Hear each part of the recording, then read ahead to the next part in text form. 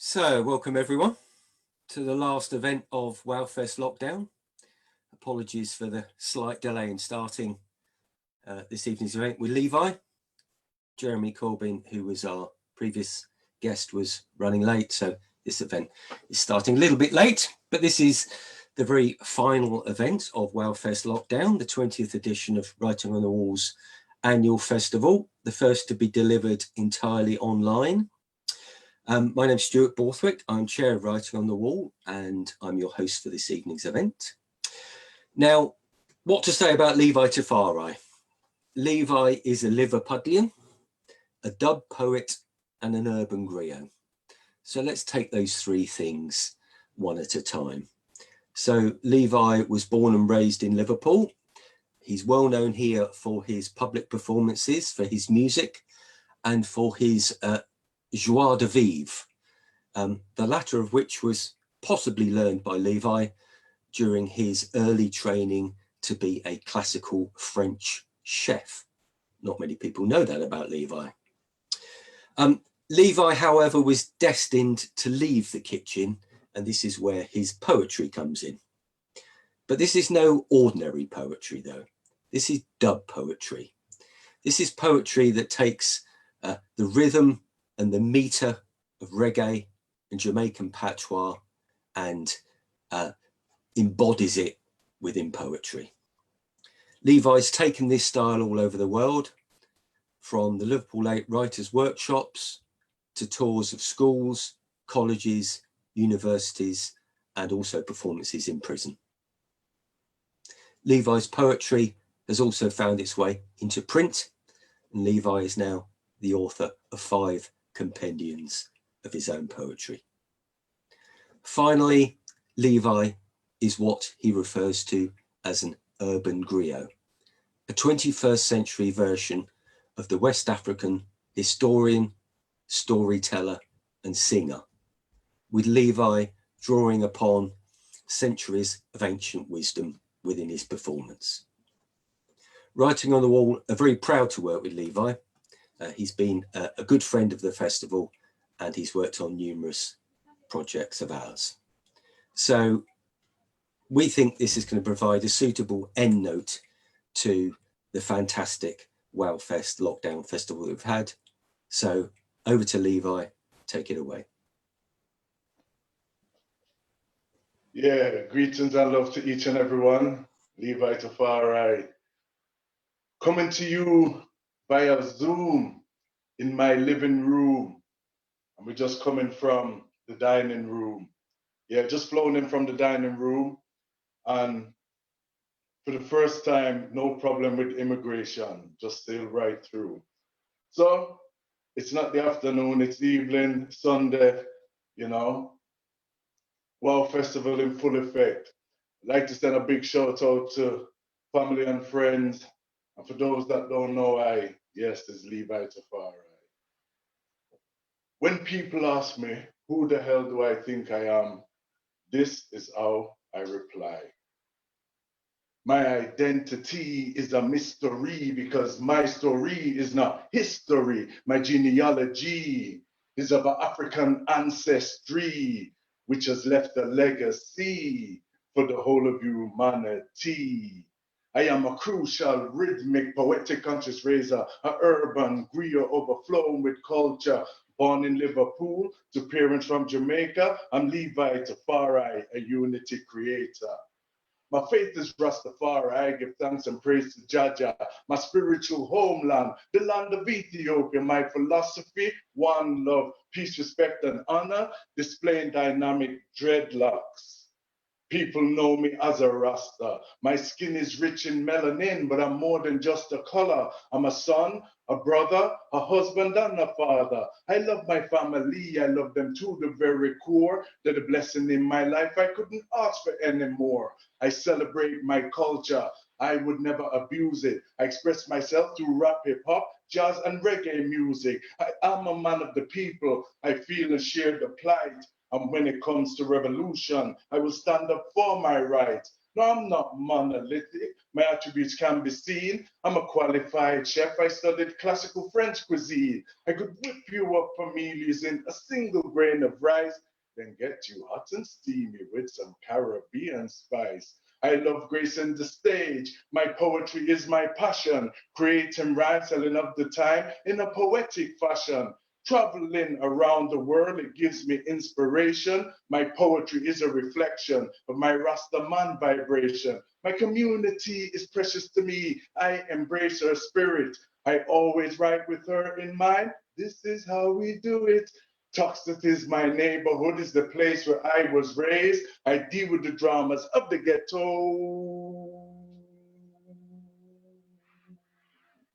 And I never get phased. So I've created you a self-portrait of some of who I am. I'm a human being in love with life. I love this creation.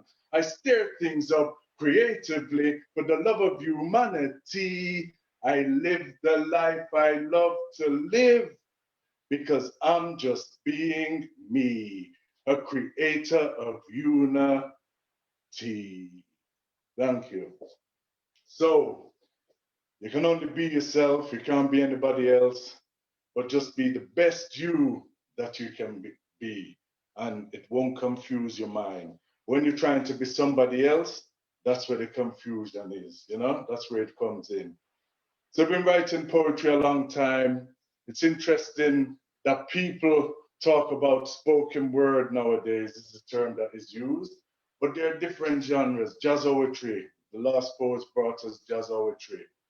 The dub poets, you know, Muta, Linton, Benji, Jean Binta Breeze, a whole heap more.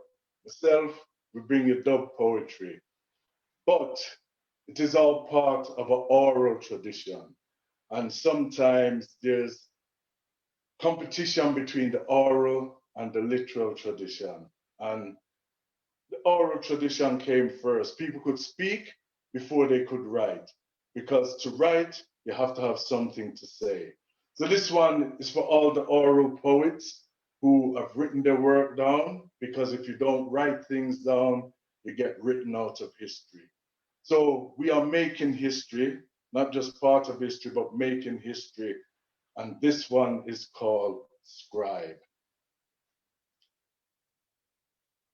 Select the word, inject the rhyme, then synchronize it to the rhythm of time. It moves, it flows, it's sweet like wine, translated through a roof bass line. A language spoken we all know in the beauty of the suburbs of the rough ghettos. From islands, continents, to countries, transcending cultural boundaries. Scribe on the vibe to stay alive, communicate, educate, organize. We're going to scribe on the vibe to stay alive, communicate, educate, organize. It started out, I said long ago, with a movement known as the Griot, who chanted, recited, and told stories to document events in their communities, nomadically drifted from town to village, communicating, spreading their knowledge from God to the heart, then to the tongue, a direct cultural expression that use instruments like the core and the drum, expressing their cultural tradition. It started out in West Africa, a land alive with culture, because we scribe on the vibe to stay alive, communicate, educate, organize. We're going to scribe on the vibe to stay alive, communicate, educate, organize. Out on the streets where the youth reside, they're spreading their message far and wide. The tradition of the RAP, that's rap rhythmically applied. Poetry, the street cries of the urban dubs have entered the theaters, hit the clubs, communicating, celebrating, educating. A journey is set, we're accelerating. Scribe on the vibe to stay alive. Communicate, educate, organize. We're gonna scribe on the vibe to stay alive. Communicate, educate, organize. Communicate, educate, and get wise. Thank you. Yes, over here in the House of Dread on lockdown, but we're not really locked down because we're free of spirit, free of mind. We can do certain things. And poetry is something that takes you to a different place. You can write a poem about anything. And plus, anybody can write a poem. So, you know, it's not inclusive, it's exclusive. Anybody can participate. But they always say that poetry doesn't make sense. And what is happening at this present time doesn't seem to make sense. But we make some sense of it. So this one is called It Makes Sense.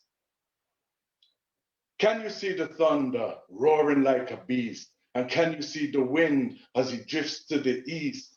Can you see your breath on a hot sizzling summer's day? And can you see the ozone layer as she slowly fades away? Can you smell the sunshine beating down on your face? And can you smell the music that is gyrating your waist? Can you smell the lightning zigzagging across the sky? And can you smell the pain when a baby cries? Can you hear a mango growing on a tree? And can you hear the coral singing in the Caribbean Sea? Can you hear a rainbow radiant and bright? And can you hear the moon as she sheds her light at night? Can you taste the words as they roll off your tongue? And can you taste all the songs that you have ever sung? Can you taste the memories roaming around in your head? And can you taste the slumber as you sleep in your bed? Can you feel the love that is flowing from this poem? And can you feel the unity that this poem is showing? Can you feel the energy that this poem is giving? If you can feel this poem, you are alive and truly living. Thank you. So, as Stuart said, you know, used to be a chef. And the conventional job thing, I remember going for a job one time. The guy said to me, Levi, he said, can you make tea? I said, yeah, that's no problem. He said, can you drive a forklift truck? And I said, how big's the teapot?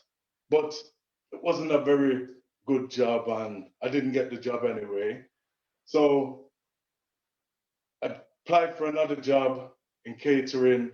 They told me that I was overqualified and didn't need the job. And so again, I didn't get the job. So we like to scribe on the vibe, and this one is no exception. Now, jobs are hard to come by, jobs are hard to get. Sometimes going for an interview can make you a nervous wreck. Job vacancy in a factory, no experience necessary. Well, a little bit maybe, but I didn't want to work in a factory because I knew that wasn't right for me. Then I seen an advert in the paper advertising for a baker. So I got my application, filled it out to get this job. There was no doubt. Pat a cake in a bakery. I'll get this job easily. So I turned up for the interview in a crisp black suit. It was brand new. They told me to see the master baker. It sounded like see the Wonka, but I didn't. I saw the manager. They showed me this guy. He was big and slobber, but he was all right. Yes, he was cool. Then to me, he laid down the rule. He said, Adrian, what can you do in the kitchen? Show me where it is. Let's start cooking. Pat a cake, bakers, man. I bake a cake as fast as I can. I put in some sugar. I'll add some rum because we want the people then to have some fun. So I got the apron, put it round my waist, not any old way, with style and grace. Got some sugar, took some butter, made a cake in shape of the Eiffel Tower, mixed some yeast with some flour, made 12 dozen loaves in less than half an hour. Then I decided to make some fried dumpling. The guy said, Adrian, what's that you're cooking? I said, it's root food and the appetizing. He raised his eyebrows, his knowledge increasing. Then I juggled them around with one hand on 7 different plates. They did land. Then I took the Eiffel, put it on my head. In each hand stood 12 loaves of bread. Then I did a dance around the table, put them down nice and stable. Then I looked at the guy, said, have I got the work? as you can see, I am not a jerk. He said, friggin' Nelson, you've got an expert's touch, but I'll have to say no, because you piss about too much. Thank you. So, so we stick to the poetry, and they say when you write poetry, excuse me, you should try and write something romantic. And I don't know if I'm a romantic person or not, but I had to go, and this is the result. This one is called Telling Eyes. And for those of you on lockdown and seeing the same face every day, 24 hours a day, it's kind of, if you feel good, you know you're with someone good, you know? And I know there are people who are in lockdown who are having a terrible time and thoughts are with you still. But I feel fortunate that I'm in a good place still. Telling Eyes.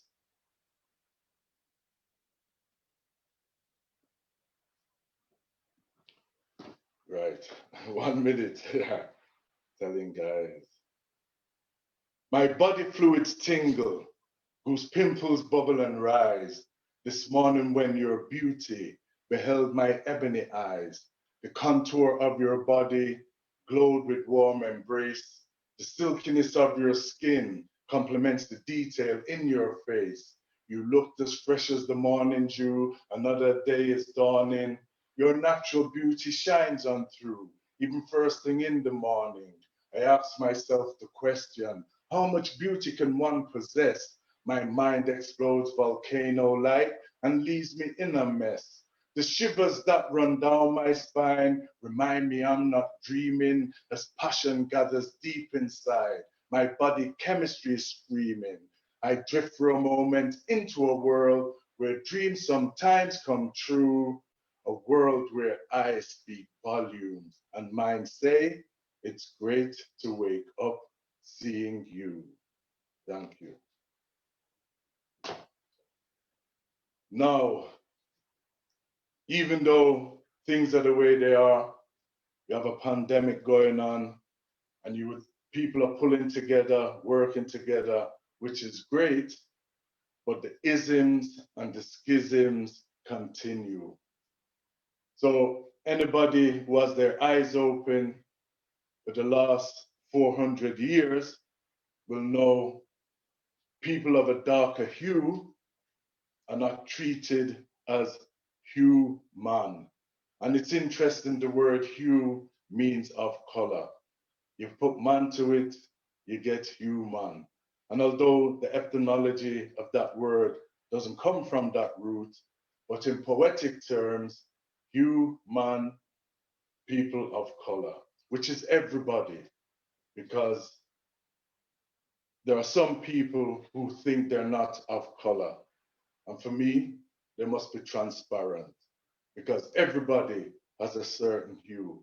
It's just that some people are richer in a certain hue than others. So this one is called melanin. And it's for each and every one out there because we're all melanated people. Melanin, I love you. You mean so much to me. Oh, melanin, your beauty is far richer than the eye can see. My melanin embraces me from my head down to my toes. Oh, I would never forsake you. This I want you to know. You lie with me when I sleep at night. You guide me through the day. You take me to a higher height. I love to watch you play. I often face verbal abuse when you're out with me. Some people haven't got my melanin, so they show their jealousy. But no matter what they say or do, it won't stop me from loving you, my melanin. Precious melanin, the pigmentation of my skin. Thank you. So when people ask me, who am I and where I'm from and stuff like that, or how do I see myself, I always say to them, I'm tricultural. I have an African root with a Caribbean heritage and a British experience. And I am all of those things. People try and put you in a box because your parents might have come from somewhere else to where you're from. But one planet, you know, a human species, a human family, we are here.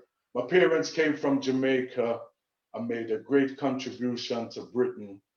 And we've seen recently that Britain was sending a lot of people back to Jamaica, you know, send them back to Jamaica. And they forget the contributions, the amount of money that Britain made from Jamaica, from sugar, you know, to satisfy the sweet tooth. So the empire, as them say, has come home. This one is called Anchored. My mother and my father left from Jamaica, said that they move into Britain where the grass is greener. Them did hear said the streets they were paved with gold, but they never realized it would be grey and cold. They get an invitation from the British government.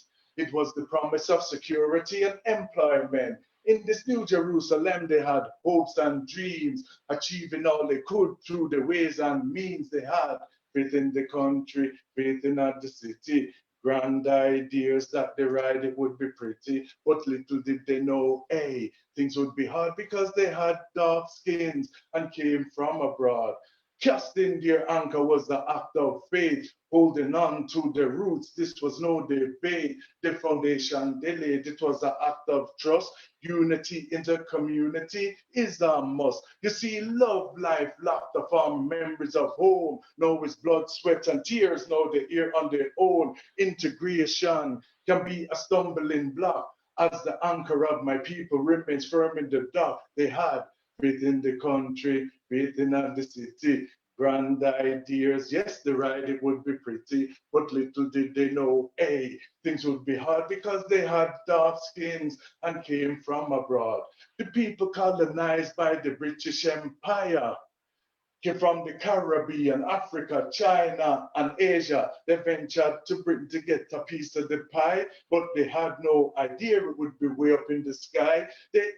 They enjoyed the experience through staying power, through culture and religion. They were staying together. They brought many gifts. Now watch them unfold.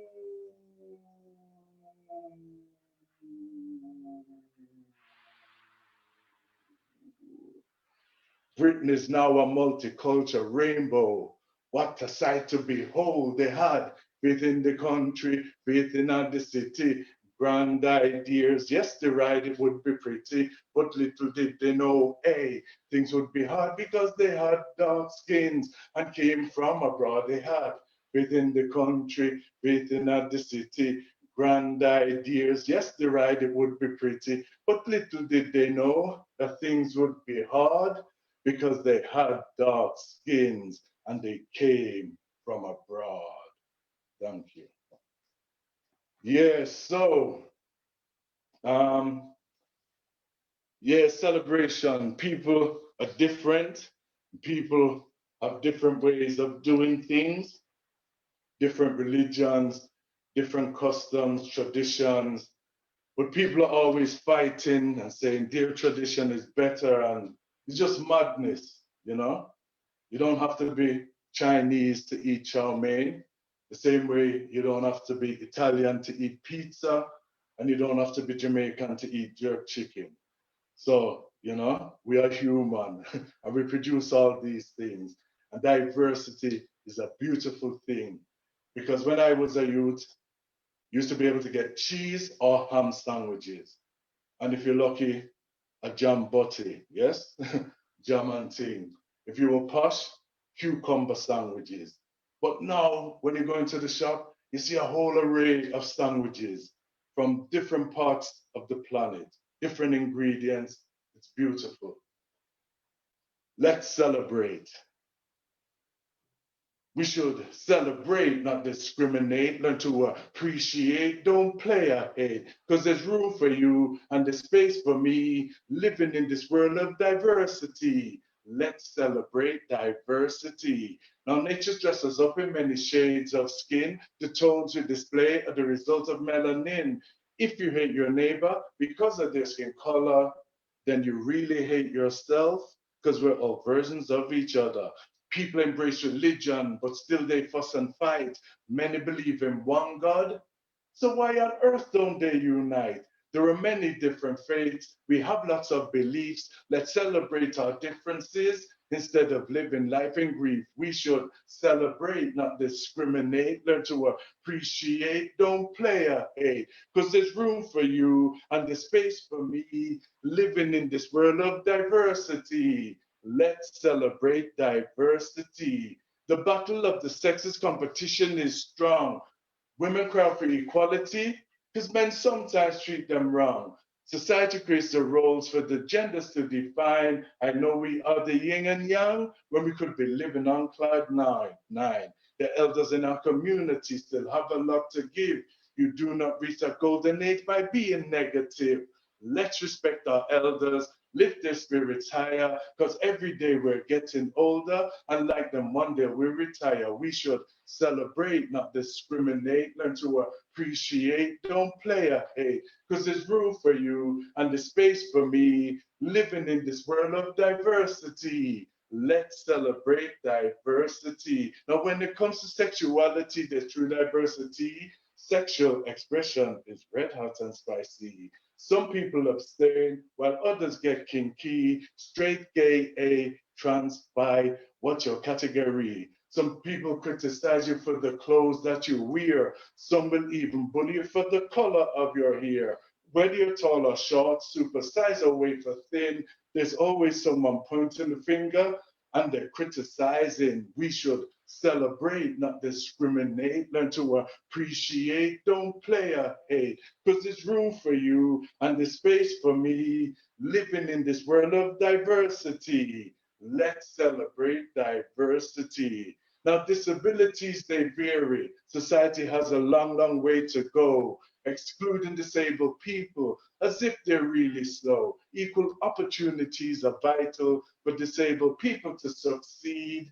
It's not your disability that's the problem, but a world that doesn't cater to your needs. Refugees are suffering, who really knows their plight, fleeing persecution in the middle of the night, dressed in desperation. Where do they go from here? We all need somewhere to live without having to live in fear. We should celebrate, not discriminate, learn to appreciate, don't play a hate, because there's room for you and space for me living in this world of diversity. Let's celebrate diversity, because there's room for you and space for me living in this world of diversity. Let's celebrate diversity. Boom. Thank you. So, Liverpool, Liverpool, Liverpool. Yeah, we live in Liverpool. Liverpool is a great city on many levels, and it's had its past, which was dirty, wasn't too cool. But what people don't realize is sometimes you travel around the country, you say you're from Liverpool, and people will say, we didn't know there were black people in Liverpool. And what they don't realize is that Liverpool has the oldest continual black community in Europe. 1710, there were African people that moved from what is now Pitt Street to what is now Parliament Street. And the Union, the United Kingdom, didn't come about until 1707. 3 years later, African people who had been here before, but as a community. So you can go anywhere in the world and people ask you, no one, you say you're from Liverpool, and people will never say, where's that? This one is called a city fit to live in. She's a city fit to live in. She's in a healthy place to be. You'll never walk alone with a dose of Scouse hospitality. She's a city that is thriving. She's got a ticket to ride. She's a city unique in many ways. Liverpool on Merseyside. A royal charter was granted in 1207. And ever since that time, Liverpool has been driven European Capital City of Culture in 2008. This was an invitation for the world to come and celebrate. A city steeped in history, a city known worldwide. You brought wealth and prosperity to Britannia beyond Merseyside. In the transatlantic slave trade, you played a major part. You were the main blood vessel that pumped the wealth into Britain's heart. A chapter of brutality like the world has never seen, trading in cotton, sugar, rum, tobacco, and also human beings. A maritime city, a major seaport where merchants became filthy rich from the goods they sold and bought. So the foundation was established. The merchants, they got paid. Liverpool became the pool of life. Yes, Liverpool was made. Now Liverpool is standing tall for all the world to see.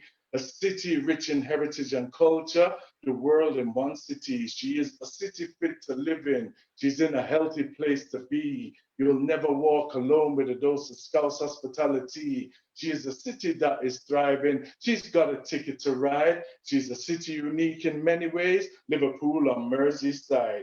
Now, Scouse is an identity in name, character, and culture. Scousers are known across this land for their language, addition, their humor. Europe's oldest Black community and eldest Chinese community too. The largest Irish community outside of Dublin completes the cultural stew. The 60s were a magical time when Liverpool was rocking. Our talent shone in the limelight. Yes, fame just kept on knocking. Comedian, writers, and actors, we've got them by the score. An adventurous city that speaks her mind. You couldn't ask for anything more. But then the dread times came and you lost your fame. They say it was unemployment, militants that tarnished and the riots that tarnished your names. The Hillsborough disaster struck like a major heart attack. Finally, justice was served, and so the city bounced back. Now a World Heritage Site in the company of a select few, like a phoenix rising from the ashes, because that's what Scousers do. Creativity is our forte, medicine for mind, body, and soul. We have a passion that burns like fire to inspire. That's our goal. She is a city fit to live in. She's in a healthy place to be. You'll never walk alone with a dose of Scouse hospitality. She is a city that is thriving. She's got a ticket to ride. She is a city unique in many ways. Liverpool on Merseyside. We have world-renowned bands, entertainers, and the sound of Mersey beat. We also have two cathedrals that adorn Hope Street.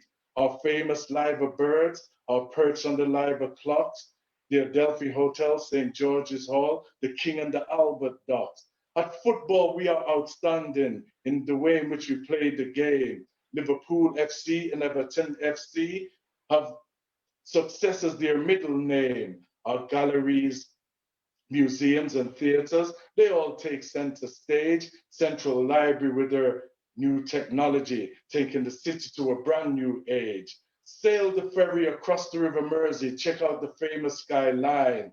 Get a classical treat at the Philharmonic Hall. The experience is sublime. The Grand National, Lymph, Africa Oye, positive vibrations, and writing on the wall. And if you need some retail therapy, visit Liverpool One, where you can do it all.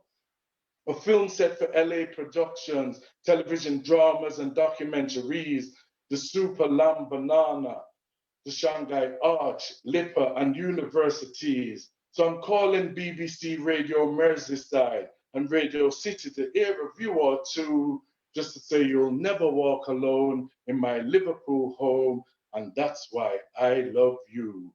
Liverpool, that's why we love you. Right, I think I've got coming to an end. I've got one more poem to do, I think. There's one I wanted to do, but I don't feel I'll be able to do it because of the time. So we've all been on lockdown, and this is, Levi's lockdown thing. And during this whole epidemic, there's been a lot of things said and a lot of things done. Some been negative, others been positive. I wrote a positive response for the BBC, And all weekend, they've been playing it as part of, making things matter, things that matter to people. So this poem is called Acts of Kindness, and I'd like to finish with this one. And it is a poem for all those people who have gone out there and done their thing to assist and aid and help people in this perilous time, but also for all of you who have stayed indoors and have observed the lockdown and have helped in that way. So acts of kindness. The spread of COVID-19 is causing us distress. I see acts of generosity, acts of kindness. The government's advice, we should all stay at home, but spare a thought for those in lockdown living on their own. The NHS fights the coronavirus out on the front line. Communities pull together at such a difficult time. Opticians making face visors for the NHS, local greengrocers and butchers deliver direct to your address. Theatre groups entertain with their online shows. Poets on social media performing poetry and prose. Singers and songwriters, they're all playing their parts.